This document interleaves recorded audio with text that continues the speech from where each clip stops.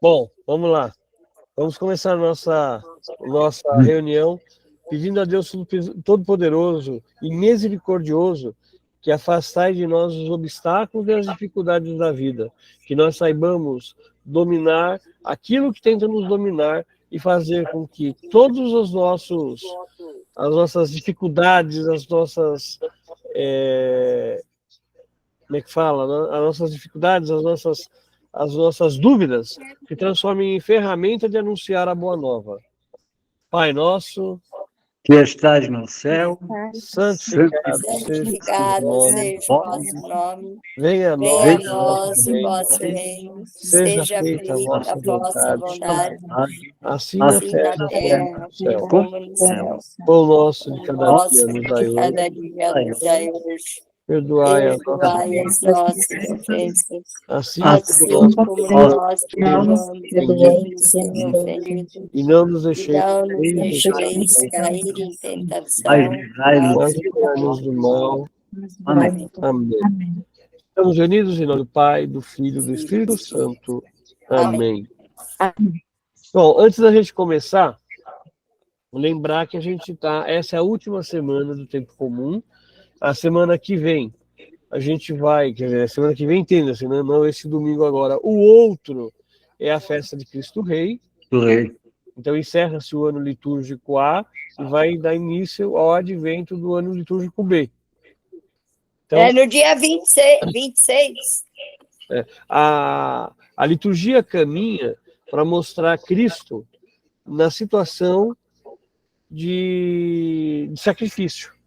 Embora a gente celebre o sacrifício de Cristo lá na Quaresma e na Páscoa, a gente nos leva a pensar na necessidade de entender e conhecer a sabedoria e a vida, porque é a última liturgia do ano, por assim dizer, a última liturgia do ano comum. A próxima já é a festa de Cristo Rei. Então, quem começa aí fazendo a leitura a primeira leitura? A leitura do livro da sabedoria. A sabedoria é resplandecente e sempre viçosa. Ela é facilmente contemplada por aqueles que a amam e é encontrada por aqueles que a procuram. Ela até se antecipa, dando-se a conhecer aos que a desejam. Quem por ela madruga não se cansará, pois a encontrará sentada à sua porta. Meditar sobre ela é a perfeição da prudência. E quem ficar acordado por causa dela, em breve há de viver despreocupado, pois ela mesma sai à procura dos que a merecem. Cheia de bondade, aparece-lhes nas estradas e vai ao seu encontro em todos os seus projetos. Palavra do Senhor. Graças a Deus. Faço a segunda? Por Ou favor, quer fazer? Faço. pode fazer. Leitura da primeira carta de São Paulo aos Tessalonicenses. Irmãos, não queremos deixar-vos na incerteza a respeito dos mortos, para que não fiqueis tristes como os outros, que não têm esperança. Se Jesus morreu e ressuscitou, e esta é a nossa fé, de modo semelhante, Deus trará de volta com Cristo os que através dele entraram no sono da morte. Isto vos declaramos segundo a palavra do Senhor. Nós que fomos deixados com vida para a vinda do Senhor, não levaremos vantagem em relação aos que morreram, pois o Senhor mesmo, quando for dada a ordem, a voz do arcanjo e ao som da trombeta, descerá do céu, e os que morreram em Cristo ressuscitarão primeiro. Em seguida, nós que formos deixados com vida, seremos arrebatados com eles nas nuvens para o encontro com o Senhor nos ares. E assim estaremos sempre com o Senhor. Exortai-vos, pois, uns aos outros, com essas palavras. Palavra do Senhor. Graças a Deus.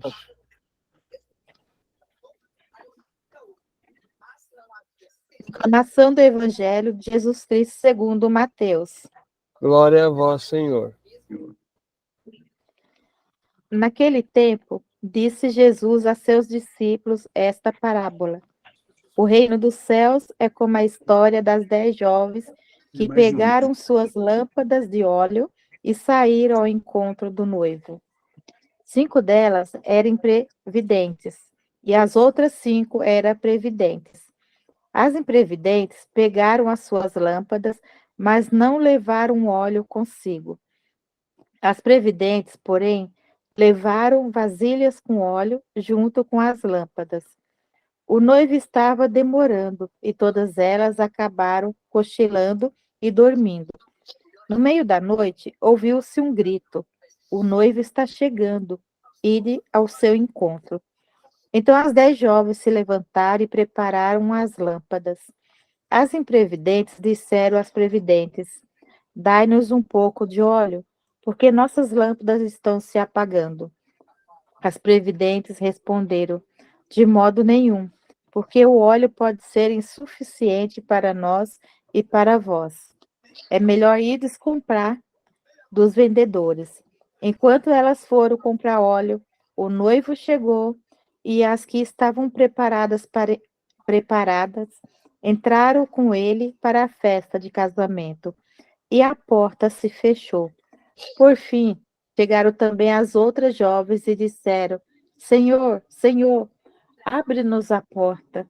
Ele, porém, respondeu: em verdade eu vos digo, não vos conheço. Portanto, ficai vigiando, pois não sabeis qual será o dia nem a hora. Palavra da salvação. Glória a vós, Senhor.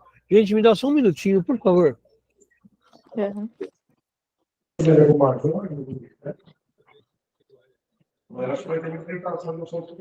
Evangelho duro, hein? Ficou preso em vez. Toma Hã? um gole d'água. Meu Deus, esse evangelho, olha.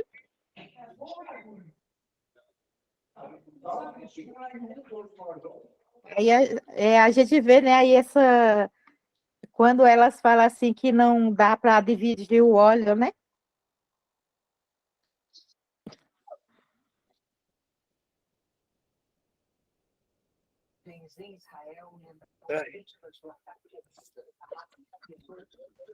Desculpa, gente, eu tive que pegar papel higiênico. Tô com o nariz aqui embica. Tô cheio de O it. Miguel, É rinite, é, sinusite. o Miguel tá aqui. Tia Neide, eu tô com falta de ar, porque ele tem sinusite, renite. Eu tô com sinusite, rinite e otite. Inflamação Oh, no meu Deus. ouvido, na sinusite, né? Nas maçãs do rosto, Uhum. da face, e a rinite, que é reação alérgica. Então tá maravilhoso. Uhum. Tô gastando um rolo de papel por dia. Bom, vamos lá, gente. O que o livro da sabedoria nos fala?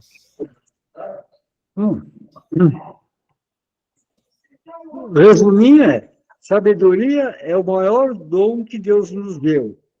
Quem a busca se aproxima da perfeição e do discernimento, do discernimento, né? Do que é certo, do que é errado, segundo os desígnios de Deus.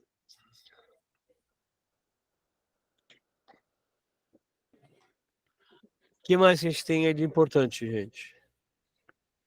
Meninas, O livro é da sabedoria e fala, né? Quem busca essa sabedoria resplandece, né? E sempre viçosa, né? E assim, e facilmente é contemplada por aqueles que a amam.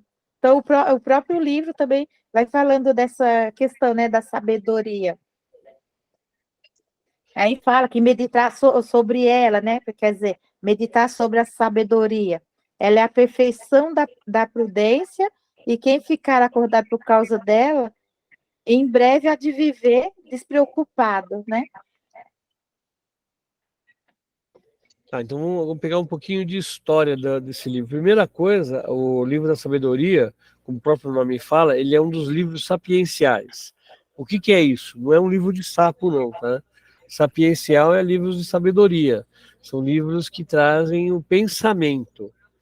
A palavra Sofia, ou o nome Sofia, quer dizer também sabedoria, só que em grego.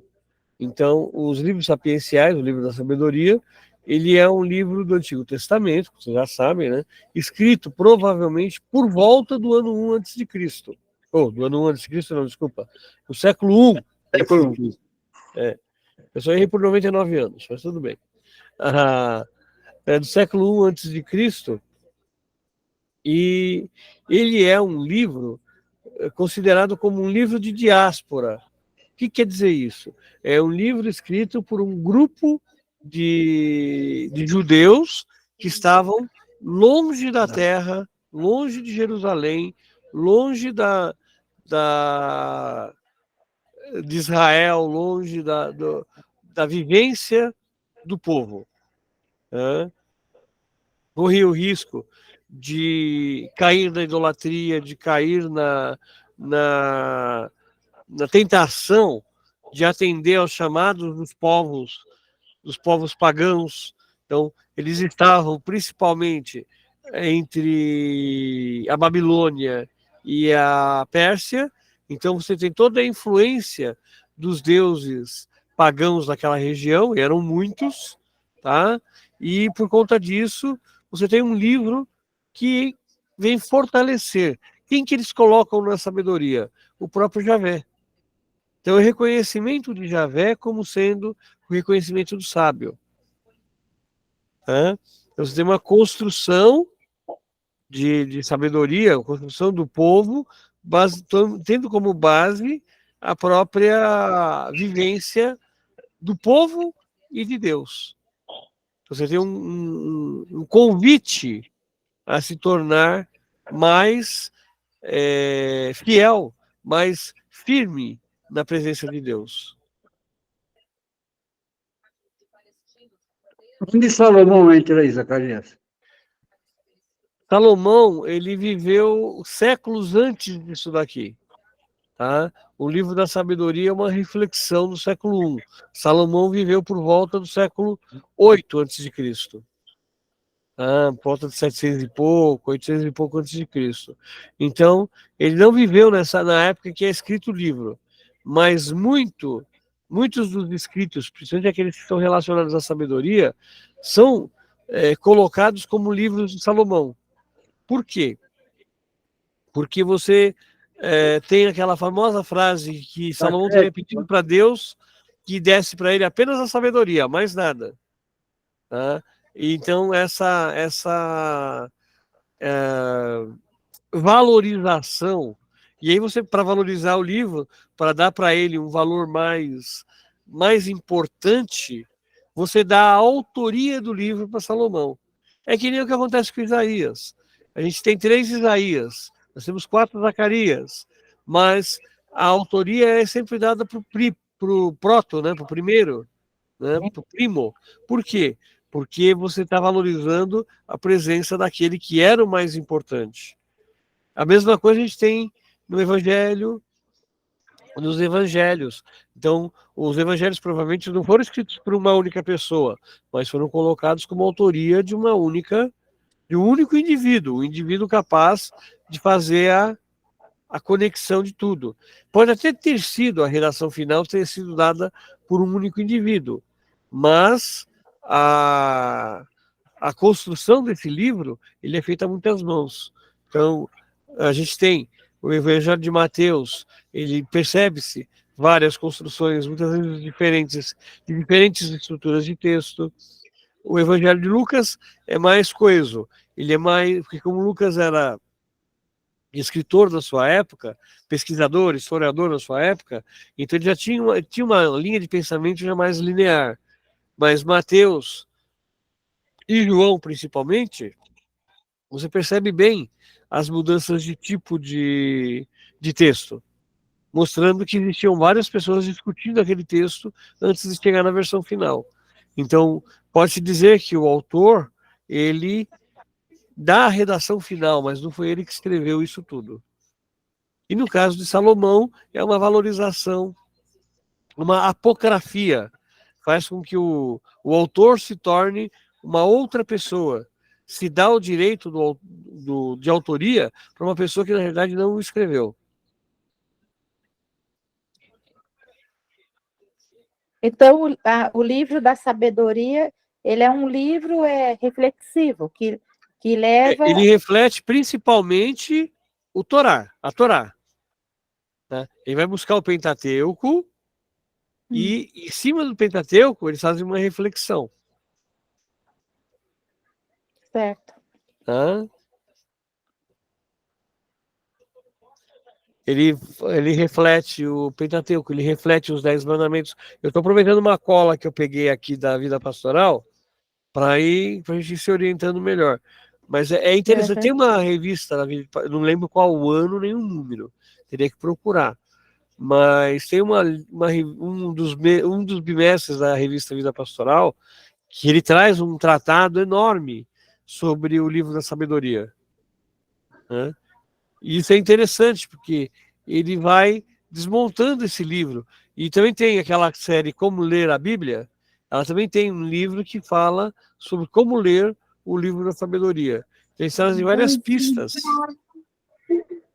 para você... Pode falar. Essa revista Vida Pastoral, ela tem PDF? Tem.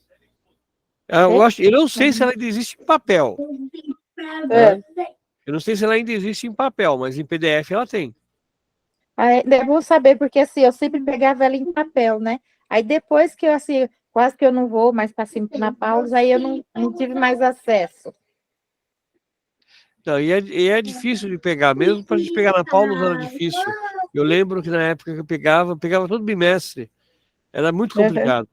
Às vezes chegava, eles não tinham, demorava para chegar. Agora eu pego em PDF, você faz o cadastro na Paulus e você baixa ela inteira. E tem acesso a todas as outras. Legal. Todos os arquivos em PDF. Ela é muito boa. Eu sempre gostei muito da... Ela traz muita informação útil para a gente. E aí ele completa, né? O livro da sabedoria, esse texto, ele vai completar o quê? Aquilo que a Neide comentou, que o senhor José também comentou, que o sábio, ele caminha na direção de Deus. Então, a sabedoria vai de encontro a ele, como ele vai de encontro a Deus. Ou seja, Deus é a fonte da sabedoria. E nos convida a sermos fiéis e dignos no dia a dia. A Lúcia estava dando um beijo para vocês, viu? Outro para ela. Vai deixar. Ela está em reunião da escola. Ai. Bom, vamos lá. O que mais, gente? Tem mais alguma coisa sobre o livro da sabedoria ou passamos para os Tessalonicenses? De minha parte, o quê? Os livros da sabedoria, eles são muito, assim, além de reflexivo, é muito bonito, né? Assim, né? O desfecho, né? Do livro, né? Então, e outra, os livros sapienciais, são 7 livros sapienciais, né? Eles vão mostrando a sabedoria por vários focos, de várias maneiras diferentes, né? Então, você vai ter toda uma construção de conhecimento, de sabedoria, a partir da revivência ou da vivência do homem fiel a Deus.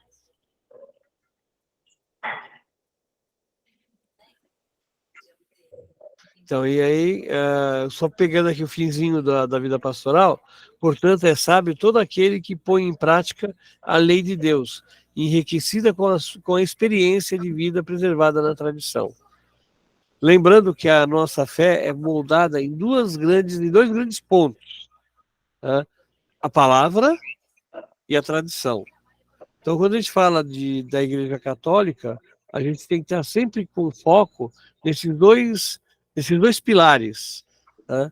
A palavra de Deus, a Bíblia, né? E a tradição que a Igreja nos trouxe.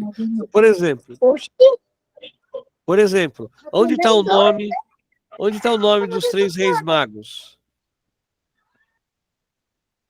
Onde está escrito o nome dos 3 reis magos? Fora do presépio, eu não sei. Mas era e todo rolê. Então, vocês percebem que o nome dos 3 reis magos não está na Bíblia, não está em texto nenhum. Tá? Só no presépio. É citado por Mateus que 3 homens chegaram para entregar 3 presentes para Jesus. Acabou. Tá? Gaspar, Belchior e Baltazar vieram pela tradição. É a tradição que nos traz o nome dos 3. Uhum. Então, a tradição ela é uma das fontes da igreja que a gente também precisa preservar. Segunda leitura, gente.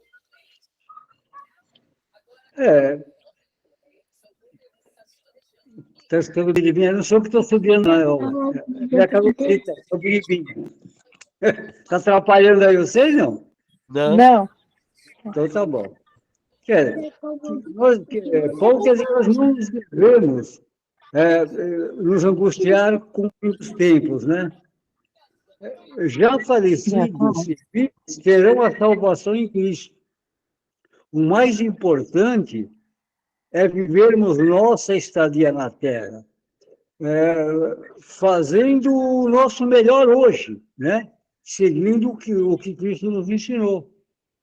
Porque uns achavam que, né, Zé, nós já falamos várias vezes, uns achavam que o amanhã Jesus saiu, outros achavam que nunca ele viria, ou demoraria muito. Então, nesse intervalo, enquanto estivermos por aqui, o importante é a gente viver conforme aquilo que ele nos ensinou.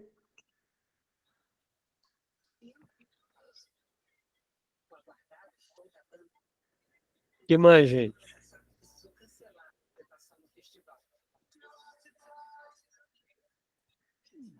Bom, então vamos lá. Já que vocês estão com medo de falar aí hoje, pode falar, Nilzete, eu deixo. Não, que a gente não se preocupa com o tempo, e sim viver o momento a cada dia, né? Bom, vamos lá. A primeira coisa que é importante a gente saber. A primeira carta de São Paulo aos Tessalonicenses foi escrita por volta do ano 51 depois de Cristo. É o primeiro texto que compõe o Novo Testamento. Tá? Então, ele é o texto que dá origem ao Novo Testamento. O primeiro texto escrito sobre ou comentando sobre Jesus. Tá? E isso, a Tessalônica é uma comunidade em que Paulo ficou pouco tempo. Ele não ficou muito tempo lá. Ele ficou mais tempo em comunidades como Coríntios, e ficou muito tempo em Roma, porque ele ficou preso em Roma, né? Aí é a primeira carta escrita. É o primeiro texto do Novo Testamento. Então, até então você tinha pequenos bilhetes, você tinha a oralidade, a didática era passada de discípulo de mestre para discípulo pela oralidade. Nada tinha sido transcrito. Então, a Carta de São Paulo aos Tessalonicenses é o primeiro texto escrito que vai circular nas comunidades. Começa, lógico, circulando na Tessalônica e depois ele vai se espalhando pelas outras comunidades, porque o interesse pelo que Paulo falava, pela forma que Paulo pregava, era grande para várias comunidades, não apenas para Tessalônica. Então, por conta dessa necessidade de conhecimento, várias comunidades queriam ter acesso também às cartas que Paulo escrevia. Então, elas eram copiadas e levadas de uma comunidade para outra. Foi assim que chegou até os nossos dias. Paulo manda Timóteo para assistir a comunidade de Tessalônica. E para Timóteo ele manda uma carta, que é uma das cartas pastorais. Timóteo era o pastor. Timóteo e Tito são para quem Paulo escreve as cartas pastorais. Ele envia Timóteo como um continuador, como uma pessoa para dar sequência no trabalho dele lá na Tessalônica. Só que a Tessalônica aceitou de boa a pregação de Paulo. Só que aí você tinha um problema. O que fazer com a ideia que eles tinham da iminência do retorno de Deus, da iminência do retorno de Jesus? Jesus vai voltar amanhã, depois, daqui a uma semana, um mês.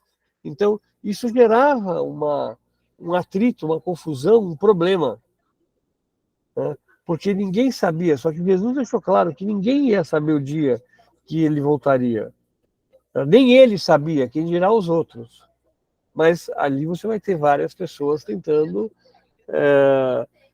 se justificar, tentando construir essa ideia de retorno de Jesus. Né? E Paulo coloca, olha, a gente não tem que se preocupar com a volta de Jesus.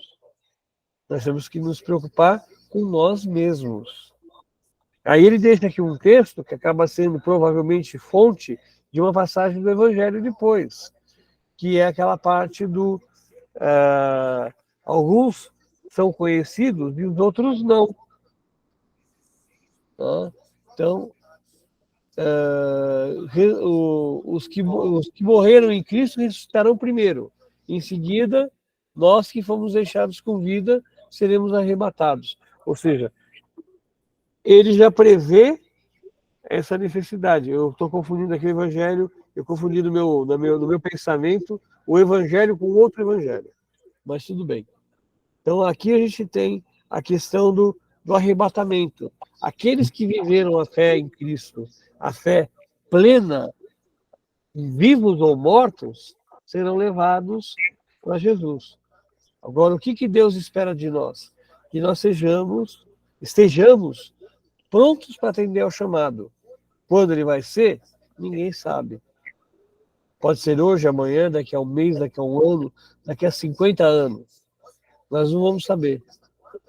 Só que o nosso dia, ao chegar, nós nos encontraremos, como diz a música do Legião Urbana, face a face com o Senhor. Com certeza, antes de ele vir a nós vamos a ele.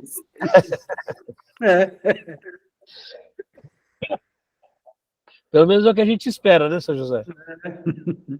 É perspectiva, né? Expectativa, aliás. Porque a certeza nós não temos se merecemos. A gente tenta. Erros nós cometemos muitos.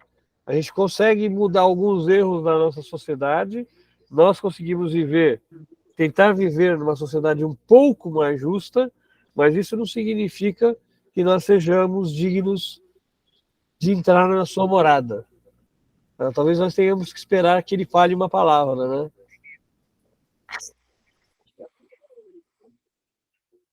E aqui, ó, no começo, onde ele fala, né, que ele não queremos deixar na incerteza a respeito dos mortos, né? Então, assim, a gente crê na ressurreição.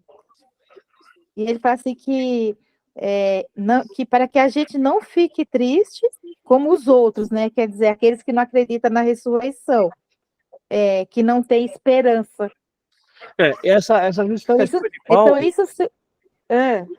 Pode falar. Então, isso supõe assim, né? Que nós que cremos na ressurreição, nós não podemos nos entristecer e ter esperança na ressurreição.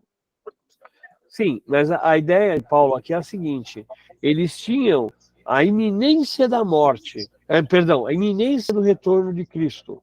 Eles acreditavam que Cristo, que foi levado 40 dias após a sua ressurreição, é levado de corpo e alma para o céu. Eles acreditavam plenamente que esse mesmo Cristo iria voltar rapidamente para a Terra. Aí a gente tem o Evangelho que... Ia levar os vivos, né, Zacarias? Desculpa, eu não entendi isso, José. O povo achava que ia levar só os vivos. Não, então, eles pensavam que eles não iriam morrer até o momento da ressurreição, até o momento do retorno, da parousia de Jesus. Então, eles tinham uma ideia fixa de que Jesus iria retornar antes que aquela geração morresse. É. Então, é aquela ideia do imediato. Vai acontecer já. Nós vamos rapidamente, Jesus vai voltar e já vai levar todo mundo. E não é esse o projeto de Deus. Tá? Então, você tem que levar em conta que o nosso tempo é diferente do tempo de Deus. Que o nosso pensamento não é o pensamento de Deus. Nós somos criaturas. Se a gente olha um cachorro e pensa, puxa, o cachorro vive hoje, com toda a facilidade que o cão tem, ele chega a viver 12, 13 anos. Nós vivemos 80, 90, 100 anos. Mas e se a gente pensar na mosca, que vive uma semana? Entendeu? Pensar na formiga, que vive, 60, 90 dias. Então, se a gente pensar dessa forma, quanto tempo Deus, quanto dura um dia de Deus? Então, a iminência do Senhor não é a mesma nossa. Nós podemos passar séculos e séculos e para Deus ter passado minutos. A referência pode ser diferenciada. Tá? E aí ele está mostrando o quê? Que tanto faz você estar vivo ou morto, você fez o bem, você ajudou o outro, você ajudou o próximo, você atendeu ao necessitado, você estará apto a encontrar o Senhor face a face. Essa é a diferença do que não crê em Jesus Cristo. Que esse que não crê em Jesus Cristo nunca vai encontrar o Senhor face a face. E aí, já emendando com o Evangelho, inclusive, que é o que eu falei do outro texto que eu estava confundindo, às vezes você vai ter aquela situação que na morte você fala assim, mas Senhor, não foi em teu nome que eu expulsei demônios, não foi em teu nome que eu curei doentes? E Jesus fala, sai para lá, careta, eu não te conheço, não. Por quê? Porque na realidade o cara anuncia em nome de Jesus, mas ele quer realizar para ele. Ele quer se autopromover e não promover a boa nova. É aquelas pessoas que muitas vezes estão na igreja, mas elas estão na igreja não pela igreja, não por Cristo, não pelo irmão, mas por si mesmo. Né? Fazendo com que valorize a ação dela, não a ação do irmão, não a ação de Cristo, mas que toquem as trombetas, porque eu coloquei o dízimo na sacolinha. E esquece a outra passagem que fala o quê? Que fala que a sua mão esquerda não sabe o que a direita fez. Tá? Então, muitas vezes a gente tem esse conflito entre os membros da própria comunidade, onde o fiel, ou aquele que se diz fiel, ele está mais preocupado com a autopromoção dele do que com a promoção da fé. E é isso que Paulo veio nos apresentar aqui. Né? Não levamos vantagem em relação aos que morreram, pois o Senhor mesmo, quando for dada a ordem, a voz do arcanjo e ao som da trombeta, descerá do céu e os que morreram em Cristo ressuscitarão primeiro. E depois nós que ainda estamos vivos. Só que tem um detalhe, se a gente pegar o texto de Paulo, se pegar o texto de Lucas, nós vamos ver um Jesus que sobe aos céus. Se a gente pega o Evangelho de Mateus, nós vamos ter um Jesus conosco, o Emmanuel, o Deus conosco.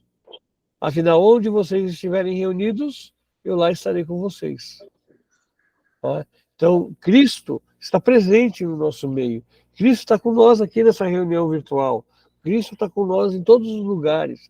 Cristo está sentado ao nosso lado quando nós estamos lá na liturgia, fazendo as leituras. É isso que a gente tem que ter essa visão. E não simplesmente achar que Cristo vai estar onde eu quero que ele esteja. Não sou eu que mando. Não sou eu que dou ordem. Nós somos instrumentos. Nós somos ferramentas. E isso que deve ser a nossa visão. Isso, lógico, na minha visão. Tá?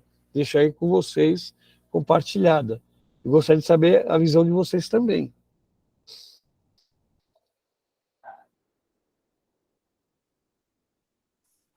Ô, Zacarias,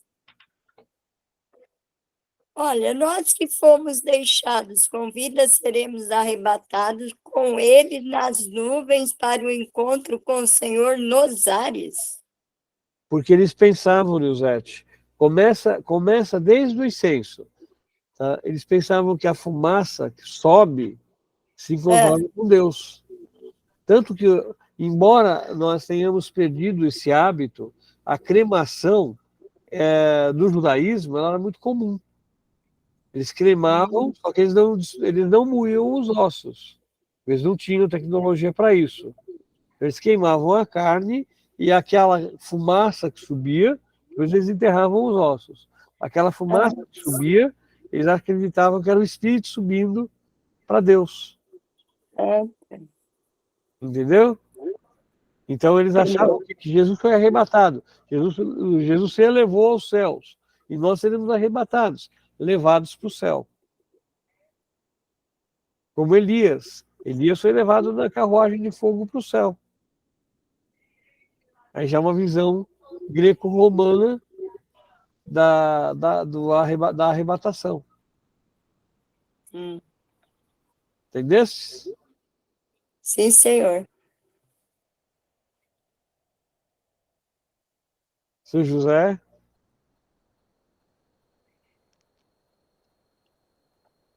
Eu estou ouvindo.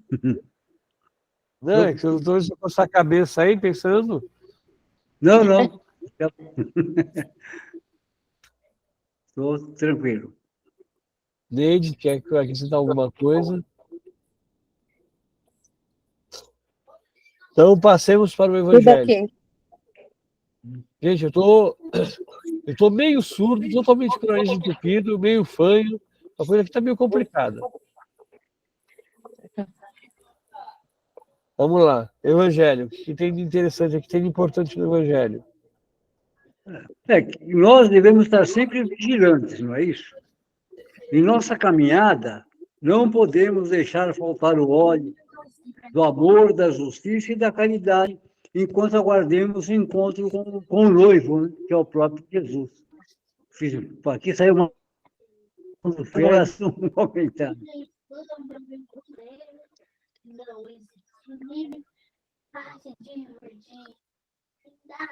Quem representam essas noivas aí, prudentes e imprudentes? Nós. Todo o povo, né? E aí cai naquilo que eu estava comentando com vocês. Perceberam? 5 delas eram imprevidentes e as outras 5 previdentes. Bom, aqui a gente tem que ter um pouquinho de paciência para pensar como eram as coisas. A grandes casamentos, a pessoa passava na rua chamando. Começa que não existia sacramento de casamento. Tá? O sacramento do casamento foi o último dos sacramentos, por assim dizer, o último dos sacramentos constituídos. Mas o casamento, ele era a união do homem e da mulher. Então, os dois se reuniam, iam normalmente para a casa do noivo, onde eles faziam uma festa que durava entre 3 e 5 dias, entre 3 e 7 dias, e todo mundo comia, bebia, ficava na casa, e tudo por conta dos noivos, né, do noivo.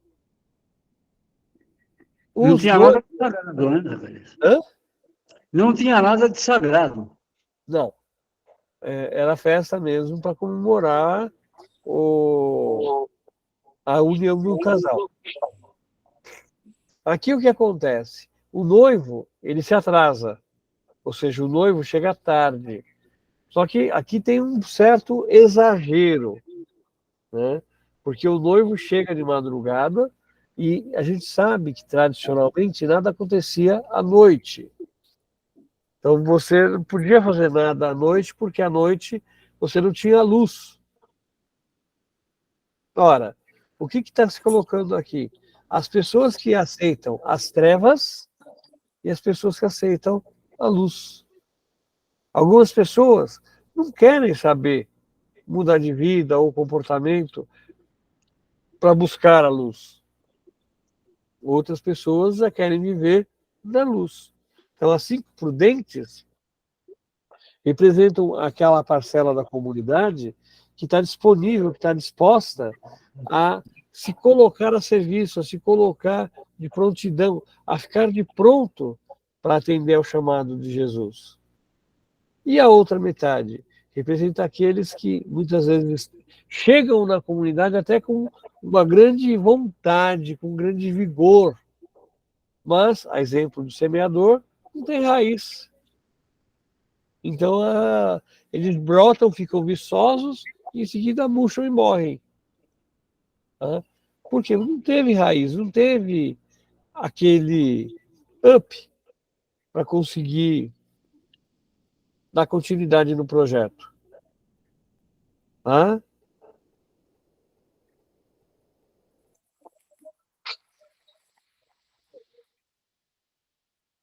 Tá ruim a coisa aqui, gente. Aqui ainda tá melhor do que antes, viu? Porque antes estava a catarrena terrível. Estava me sentindo na Itália, em Catarrena. Itália não, Ai. Espanha? Não, Catarrena não é Espanha, é na América do Sul. Não é Venezuela. É por aí. É por aí. É. Em algum lugar por aí. Vamos lá. A proposta qual que é? É que nós guardemos a nossa fé para que ela possa iluminar o nosso caminho quando houver necessidade. Qual é a escuridão que Jesus coloca aqui? Todas as dificuldades que a gente enfrenta na vida. Quantas vezes a gente não foi colocado face a face com a dificuldade e nos dá vontade de desistir de tudo? Quantas vezes a gente não dá vontade de jogar tudo pro alto? Vamos se virar vocês, me deixem em paz. Não é verdade? Até mesmo dentro dos grupos de leitura. Oi, seu José. Todo mundo passa por isso. Sim. Então a gente tem essa construção humana que a gente precisa estar revendo. Agora, como nós vamos fazer isso, como a gente vai trabalhar isso, vai depender de cada um de nós. Vai depender de cada... Como se diz, mesmo a gente tendo fé, acreditando, a gente questiona e tem dúvidas, né? Sim, lógico, mas a dúvida faz parte. O ter dúvida faz parte. Nós somos seres humanos. E ter dúvida faz parte do ser humano. Nós precisamos Agora me fez lembrar quando eu estava... Era na psicopedagogia, né? Me fez lembrar a professora de filosofia. Assim, que filosofia eu sempre achei muito assim, complicado, né? Aí eu falei assim, ai, professora, eu estou com tanta dúvida, não estou entendendo. Ela falou assim, agora a aula começou. Porque ela falou assim, né? Porque a filosofia é isso mesmo, né? Aí ela falou assim, agora sim, a aula vai começar agora. Não, mas é bem por aí mesmo. Está filosofando. É por aí Aí mesmo. eu falei, agora eu fiquei, aí eu peguei e falei para ela, nossa, agora eu fiquei com mais dúvida.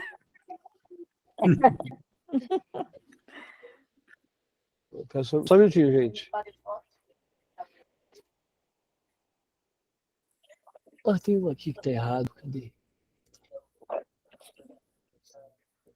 Pega daqui mesmo, mais fácil. Então.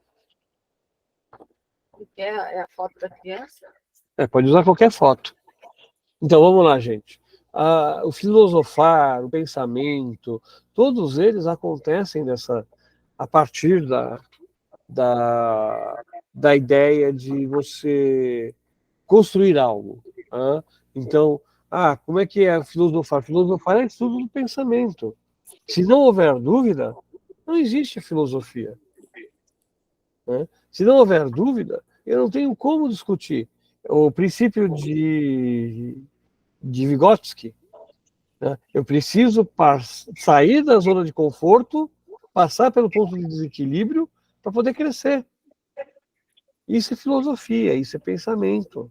A gente vai crescer dentro. Então, essa parte escura, as 5 virgens, as cinco moças que não levaram o óleo, representam todas essas dificuldades que a gente enfrenta na vida. Né? Então, a gente enfrenta essas dificuldades, a gente enfrenta essa debilidade e, ao mesmo tempo, não consegue ir para frente. Então, aí a gente olhando assim, né, já grosso modo mesmo, né, o evangelho, ele acaba sendo assim, né, ao contrário que a gente, por exemplo, eu, né, no meu ver, por que não dividir esse óleo, né, e se faltasse, depois ia comprar para todos, só que não dava tempo, né, não dava tempo, porque o noivo estava chegando, né, e ele chegando, as portas ia se fechar e ninguém ia participar, ninguém ia entrar, né? Pensa assim. Aí a gente pode refletir o quê, né? Que mesmo assim que a gente pensa, podia dividir, podia fazer isso, mas muitas vezes vai esperar, né, até que, né, chegue um acordo, às vezes você deixa passar aquilo que era mais importante, né? Porque naquele momento você até pode pensar depois, né? Mas quando vê, você já passou, já como que fala, já se foi tempo, né? Tudo isso, né? Que é no caso aqui, que se elas dividissem, ia faltar logo para as 10, né? E ninguém ia participar. No caso, você ia dividir as 5 que tinham óleo, eu dividi, e todas iam ficar sem óleo. E todos iam ficar sem, isso. Ô, Zacarias, então o encontro com o Senhor a gente tem que fazer como se fosse uma festa de casamento, com muita alegria. Esse é um outro ponto que o Evangelho nos traz. Quase sempre que você vai ver o encontro da pessoa com Jesus, o encontro do fiel com o Senhor, é sempre em momentos alegres. No Antigo Testamento, você vai encontrar esse Deus mais carrancudo, esse Deus mais punitivo. Então, muitas vezes ele vai criar punições, mas ele pune e ele mesmo acaba dando a chance de você mudar de vida. É o caso, por exemplo, da serpente de bronze que ele manda colocar no deserto. Já no Novo Testamento, os grandes encontros com Deus acontecem em festas. A festa de casamento é uma delas, porque era uma das festas mais longínquas que existiam na época. Então, você vê, bodas de Caná, você encontra com Cristo, ou Cristo encontra com o povo, na festa das 10 virgens, né? Das 5 prudentes e das 5 não prudentes. Também vão se encontrar com Cristo. No livro do Apocalipse, todo o livro do Apocalipse se baseia, quer dizer, a segunda parte, né, após as cartas, se baseia no encontro do noivo com a noiva. Então, você vai tendo todas essas construções de encontro, onde você vai ter a manifestação do Senhor de maneira alegre. E quando você não tem esse encontro de maneira alegre, como, por exemplo, no caso do paralítico que Jesus cura, ele também reporta uma alegria. Levanta-te, toma a tua cama e vai, porque os seus amigos confiaram em você, acreditaram em você, ou seja, eles tinham toda a confiança, crédito, fé e amor, ele vai festejar junto. A parábola das 10 moedas. A mulher encontra a moeda e vai festejar com as amigas, porque encontrou a moeda. O comprador de pérolas, ele sai festejando porque conseguiu comprar a pérola perfeita. Então, o encontro com Deus, o encontro com Jesus, ele não pode ser um encontro carrancudo, ele deve ser um encontro de alegria. A missa deveria ser uma fonte de alegria, o que muitas vezes a gente acaba não deixando ela ser. Muitas vezes a gente ingessa tanto a celebração, né, que ela fica dura. E a gente perde exatamente a alegria. A gente foca muito mais na crucificação do que na ressurreição. Exatamente. Exatamente. A gente foca mais na crucificação, na morte, do que na vida. É por isso, por exemplo, isso eu aprendi com o Paulinho. E ele também aprendeu com um padre ortodoxo. Nós devemos valorizar muito mais o Cristo bom pastor, que é o Cristo ressuscitado, que leva a ovelha no ombro, do que do Cristo crucificado, morto, sepultado. Porque Cristo não é morte, Cristo é vida. Só que a nossa construção do dia a dia, politicamente falando, nos leva a pensar apenas na morte e na destruição, e não na vida. Mas no sofrimento. É. O sofrimento domina. Como o sofrimento domina, é mais fácil você dominar pelo sofrimento do que pela vida. Certo? Mais alguma coisa, meu povo? De minha parte, Não. o quê? Ok. Então, lembrar mais uma vez, né, nós vamos ter que pensar, já vou passando para os grupos de vocês, quem vai estar em São Paulo nas festas de fim de ano, Natal e Ano Novo, pensando no dia 18 de dezembro, mais ou menos, tá? Deixa eu ver aqui. Você quer fazer o convite É às comunidades, 17, né? né? É 17, Zacarias. Oi? O domingo é 17 de dezembro. Então, desde o dia 17 de dezembro até por volta do dia 10 de janeiro. Deixa eu puxar aqui, peraí. Até o dia 14 de janeiro. Né? Ele tem que ver com... Zacarias, eu vi Oi. lá na escala, eu estou na véspera de Natal, domingo normal, e vou estar no dia 1º. Peraí, Nuzete, peraí que vamos conversar isso olhando aí. Não, mas para mim tudo bem, eu só estranhei. Não, eu posso Tanto ter que eu errado também. nem reclamei.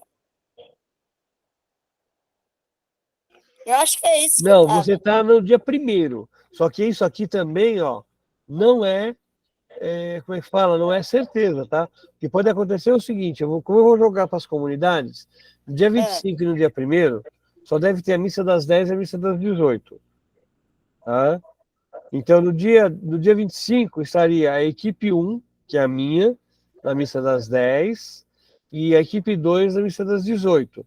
Você estaria no dia 28, se houver missa, que é na quinta. Não, então, mas no dia 24 eu não estou? Está na missa das 7. 24 de dezembro é domingo. Então, domingo Agora, precisa... normal. É missa Aí eu normal. estou dia 24 e estou dia 1º, isso que eu estranhei. Mas pode deixar. Porque girou todas as equipes, Josete. Ó, dia 24. Não, mas tudo bem, 3, 4, pode 5, deixar, 1, tranquilo. 2. Pode deixar. 3, 4, 5, 1, 2, 3. É porque giraram todas as equipes, giraram as 5 equipes. Ah, Nas tá. 2 semanas. Ô, Zacarias, no domingo 24 não haverá missa às 18. Quase. Eu acredito que não terá missa às 18, vai ser missa às 20. Sim. Véspera de Natal. A Lourdes está perguntando o que tem dia 24. Oh, meu Não é que falando da missa de dezembro. Então, dia 24, eu acredito que tenha. Agora, já no dia 31, eu não coloquei as 20, eu coloquei as 18. Mas as duas precisa confirmar. E outra coisa, eu vou lançar no grupo de coordenadores tanto 24, 25, 31 e 1º. Se alguma comunidade quer assumir essas datas. Tá? Então, caso essas comunidades não assumam, aí a gente no Madalena assume o que faltar. Ah, Certo? certo. Eu vou mandar provavelmente amanhã no grupo dos coordenadores para saber se alguma comunidade quer fazer a celebração esses dias. Ô, Zacarias, você não colocou na escala a missa de Santa Luzia? Eu não lembrei, Nilzete, que dia que é? Dia 13 de dezembro? Mas Santa Luzia seria lá na Santo Oscar Romero, né? Ele não faz aqui na paróquia? Não sei. Eu não sei. Aí Não precisaria... é aqui, Neide, na paróquia? Não, ele faz ele faz na comunidade. Lá Então a embaixo escala não é nossa. mesmo? É. A escala não é nossa. O ano passado ele fez lá na comunidade. Ah, então tá. É. Mas, gente, para mim esquecer uma data, ainda mais uma data de missa festiva, não custa nada. Não Tá? é, Zacarias, porque antigamente eles aqui, as missas eram de Santa Luzia, de São Brás, né? Era tudo aqui na paróquia. Tinha mais É. missas especiais, agora não tem. Daqui a pouco, do jeito que o Padre Anísio usa, daqui a pouco ele vai ter que fazer uma missa de corpo presente para ele, né? Ave Maria. Mas assim, mas no dia 25, dia 31. Não é que é no domingo? É a véspera é domingo, mulher. Dia 31 de Aí então vai ter todas as missas. É. A princípio. Acho que mesmo às 18 horas. É aquela né? coisa. Tudo isso, eu preciso da confirmação do Padre Anísio. É, porque assim, né? Dia 31. Como pode ser que dia difícil, né? 1º, pode ser que dia 1º, por exemplo, ele só faça uma missa. Isso, é. Mas isso eu vou conversar com ele, né? Eu vou conversar com ele quando eu encontrar ele. Porque assim, na questão de ser 3 missas é por conta que é no domingo, então. Porque seria, aí a gente está tendo, na escala, eu mantive tudo normal e segui a tradição que ele já vem de uns 2, 3 anos para cá, desde essa pandemia, né? No dia 25, ele fazer 2 missas, a das 10 e das 18. Agora, não sei se dia 1º se ele vai fazer as 2 missas também. Pode ser que ele faça só as 18. Ou só as 10, não sei. Tá? Aí vai precisar ver com ele o que ele pretende fazer. Tá? Agora o resto, a gente precisava de um padre para ajudar ele. De um vigário para ajudar ele, porque a coisa está complicada, viu? A coisa está complicada. E aí corre o risco dele acabar tendo que se afastar por algum motivo aí, a gente fica mais enrolado ainda. Verdade. Tá? Ele está com labirintite. Que tá muito assim, principalmente final de ano, né? Assim, dezembro, né? Que assim, é muito corrido, muita coisa se bem acontece, que liturgicamente falando, o mais corrido mesmo é Páscoa. Sim, é Na verdade. liturgia, o mais corrido é a Páscoa. É mais corrido que o Natal. É porque ele desce para as comunidades, vai fazer confissão, é na paróquia, é missa. É um monte de coisa. Não, e isso é um dos problemas, né? Temos outros problemas também que envolvem toda a celebração. Tem celebração que eles têm que participar, que é da arquidiocese, que é da diocese. Então, você vê, santos óleos, nós tivemos a representação do Madalena aos 3 anos já. O óleo que a gente está usando é óleo antigo. Nossa! Tanto que o óleo que a gente está usando do batismo, nós temos 3 vidros fechados, né? Mas o óleo já deve ter uns 5 ou 6 anos. É de antes da Meu Deus! Mas nos Santos Óleos, o padre que tem que ir levar, é isso, Zacarias? Normalmente o padre participa da celebração, co-celebra com o bispo, e um casal da comunidade que recebe os óleos. Assim. Né? Mas aí veio aquela, né? O Padre Anísio, até essa Páscoa aqui, ele ainda estava mais abalado pela pandemia do que Aham. coisa. Ele nem chegava perto das pessoas na Páscoa, lembra? Aham.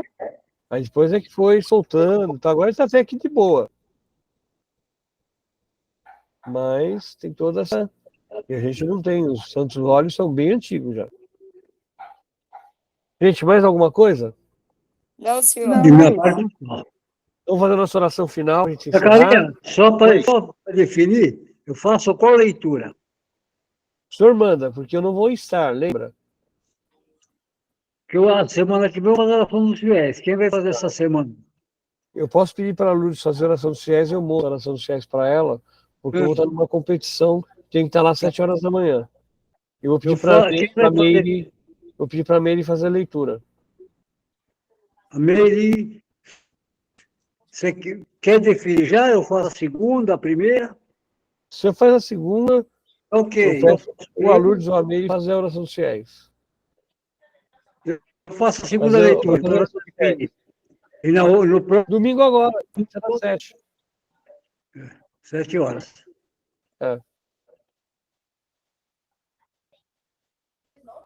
É.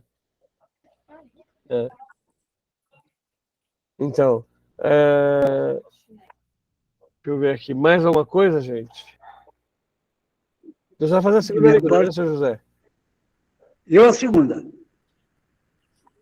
E Tá. no outro domingo já deixa comigo a oração dos fiéis, tá? Já tá. Tá bom. Oi, Lu. Comemorar, então já faço. Só um minutinho, não entendi. Falei. Não, eu já converso com você. Tá jóia, senhor José. Tá ok. Então, vamos fazer a nossa oração final aqui. Fiquemos atentos ao convite do Senhor para que vigiarmos enquanto aguardamos a sua volta e apresentemos a Ele os nossos pedidos. E, pela exemplo de Nossa Senhora, que nós saibamos atender e fazer tudo aquilo que Ele nos manda. Ave Maria, Cheia de graça, Cheia de Senhor graça, é o Senhor é convosco. bendita Bendita sois vós entre as mulheres, Bendito é o Bendito é o bendito é o vosso fruto do vosso ventre, ventre, Jesus. Santa Maria, Santa Deus, Maria, Mãe de Deus, rogai por por nós nós, pecadores, agora. agora e na agora e na hora de nossa morte. Amém. Amém. Amém. Fiquemos em paz e que o Senhor nos proteja e guarde. Em Amém. nome do Pai, Amém. do Do Filho e do Filho, do Espírito Santo. Espírito Santo. Amém. Amém. Amém. Boa Beijão noite, para povo. todos e boa noite.